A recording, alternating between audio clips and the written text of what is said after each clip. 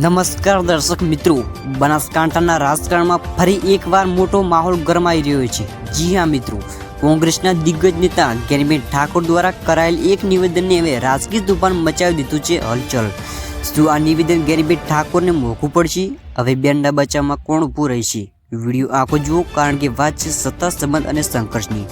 મુખ્ય સમાચાર: બનાસકાંઠા જિલ્લામાં એક જાહેર કાર્યક્રમ દરમિયાન જ્ઞાનીબેન ઠાકોરે ફુવાજીને લાગુ પડે તેવી વાત કહી દીધી છે.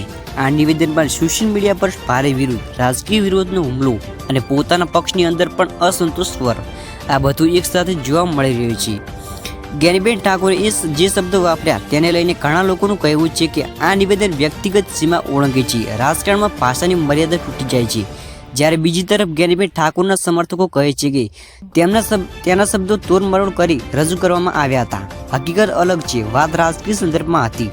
વિરોધનો હુમલો: આ મુદ્દે ભાજપ અને અન્ય વિરોધ પક્ષો ખુલ્લેઆમ હુમલામાં ઉતરી આવ્યા છે. કેટલાક નેતાઓનો તો માંગ કરી છે કે જ્ઞાનીબેન ઠાકોર જાહેર માફી માગે. કેટલાક સોશિયલ મીડિયામાં પોસ્ટમાં આ મુદ્દાને ચૂંટણી સાથે પણ જોડવામાં આવી રહ્યા છે. કોંગ્રેસની મુશ્કેલી: હવે સૌથી મોટો પ્રશ્ન કોંગ્રેસ માટે છે. શું પાર્ટી ખુલ્લેઆમ જ્ઞાનીબેન ઠાકોરનો બચાવ કરશે કે પછી મૌન રાખીને મામલો ઠંડો પાડવાનો પ્રયાસ કરશે? કારણ કે બનાસકાંઠા જેવી રાજકીય રીતે સંવેદનશીલ બેઠકમાં એક પણ શબ્દ ચૂંટણીનું ગણિત બદલી શકે તેવો નથી.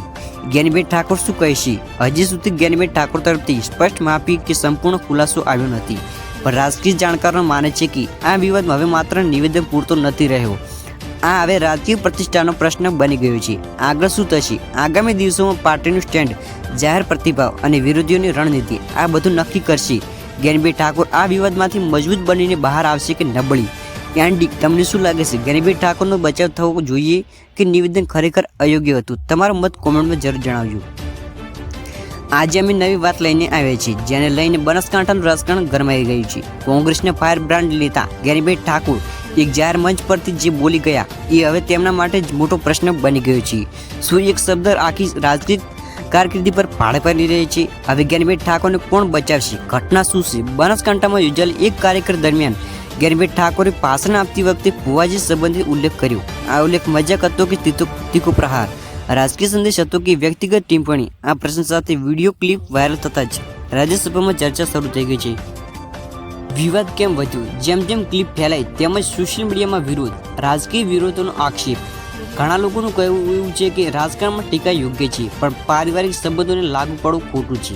વિરોધ પક્ષની પ્રતિક્રિયા: આ મુદ્દે ભાજપ સહિતના વિરોધ પક્ષો બોલ્યા છે કે આ ભાષા રાજપ્રતિનિધિ શોભતી નથી. કેટલાક લોકોનું સ્પષ્ટ શબ્દ કહ્યું છે કે આવા નિવેદન માટે જાહેર માફી જરૂરી છે. કોંગ્રેસ અંદર શું ચાલે છે? હવે સૌથી મોટો તણાવ કોંગ્રેસ પાર્ટીની અંદર છે. એક જૂથ કહે છે જ્ઞાનીબેન ઠાકોર બેન લડાકુ નેતા છે, બચાવ કરવો જોઈએ. બીજી જૂથ માને છે આ મુદ્દે મૌન રાખવું જ સારું છે. આ અંદરકાલની ચર્ચાની ચાલતી ચર્ચાઓ છે. પાર્ટીની મુશ્કેલી વધારી છે. જ્ઞાનીબેન ઠાકોરનું મૌન: આટલો મોટો નિવેદન પછી જ્ઞાનીબેન ઠાકોર તરફથી હજી સુધી કોઈ સ્પષ્ટ સંદેશો આવ્યો નથી. આ મૌન વ્યૂહની રચના છે કે દબાણ? રાજકીય જાણકારો કહે છે કે ક્યારે બોલવું અને ક્યારે ચૂપ રહેવું એ પણ રાજકારણ છે. બનાસકાંઠાની રાજનીતિ પર અસર: બનાસકાંઠા જિલ્લો હંમેશા રાજકીય રીતે સંવેદનશીલ રહ્યો છે. આ વિવાદ આવનારી ચૂંટણી સમીકરણો અને મતદારોનું મન પર સીધી અસર કરી શકે છે. વિશ્લેષણ: જો જ્ઞાનીબેન ઠાકોર ખુલાસો કરશે તો સમર્થકો મજબૂત થશે. જો મૌન રહેશે તો વિરોધીઓને વધુ મોકળો મળશે.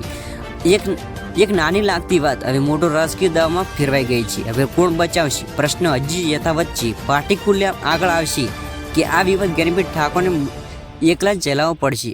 આગામી 48 કલાક આ મુદ્દે સૌથી મહત્વનો સાબિત થઈ શકે છે. તમને શું લાગે છે? શું આ નિવેદન ભૂલ હતું કે રાજકીય રીતે વાતને વધારે બાંધવામાં આવી રહી છે? વિડીયો ગમે તો વિડીયો લાઇક કરી ચેનલ સબસ્ક્રાઈબ કરવાનું ભૂલતા નહીં. જય હિન્દ, જય ગુજરાત.